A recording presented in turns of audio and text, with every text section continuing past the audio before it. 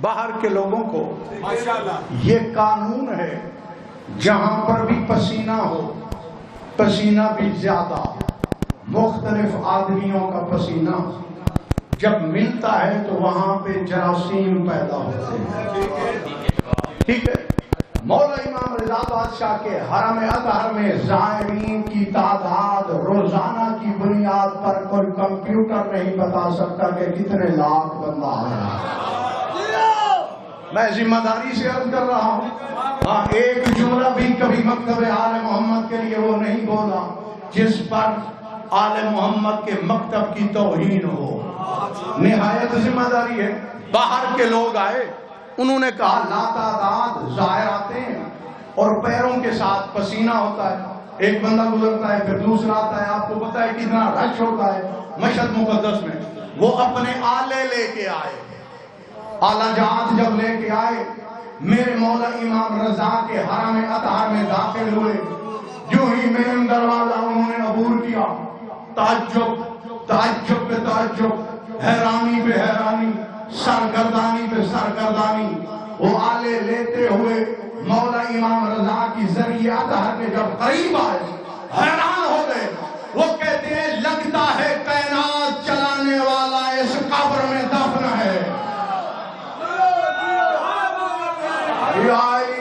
ایسے نہیں، لاپرواہی سے نہیں، مل کے میں ذمہ داری سے عرض کر رہا ہوں۔ ہاں ایرانیوں نے پوچھا اس کی وجہ، کہتے ہیں جو ہی ہم نے مین دروازے کو عبور کیا ہے ہماری مشینوں میں ایک بھی جراثیم نظر نہیں آیا،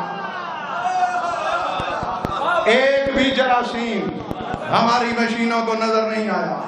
ہاں لگتا ہے کہ جنت کی ہوا ہے، طیب ہوا ہے، پاکیزہ ہوا ہے، طاہر ہوا ہے۔ لگتا ہے یہاں پہ مرض کا کوئی تعلق نہیں، پوری کائنات کو حیات بھی یہی دے رہا ہے مولا امام رضا بادشاہ۔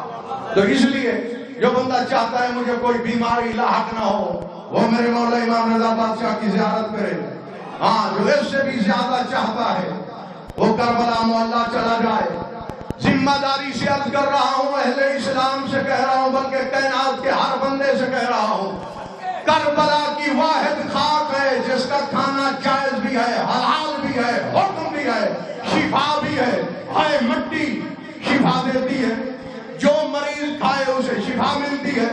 ہائے ڈیرہ غازی خان کا شرف عظمت، آپ تعجب سے مجھے دیکھ رہے ہو، میں اعلان کرنے لگا ہوں، یہ کربلا کے پاک شہر کی مٹی ہے۔ مریض کھائے شفا ملتی ہے، بزدل کھائے شجاعت ملتی ہے، دلیر ہو جاتا ہے۔ جملہ یہی ہے، جب کائنات مل کر حسین کے شہر کی مٹی کی برابری نہیں کر سکتی تو گندی شکل والا ملا حسین کے بابا علی کی برابری کیسے کر سکتا ہے؟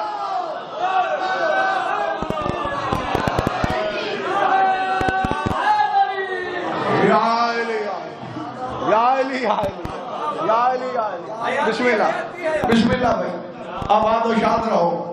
صاحبان منبر بھی میرے مخاطب ہیں اور آپ بھی۔ میں آپ کو اکسیر بتا رہا ہوں۔ اکسیر کسے کہتے ہیں؟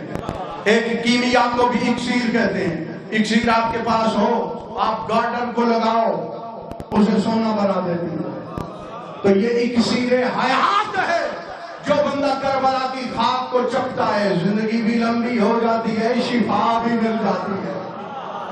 ہم بڑے خوش قسمت ہیں۔ ایک اور جملہ میں دینے لگا ہوں، کائنات عالم کے رسول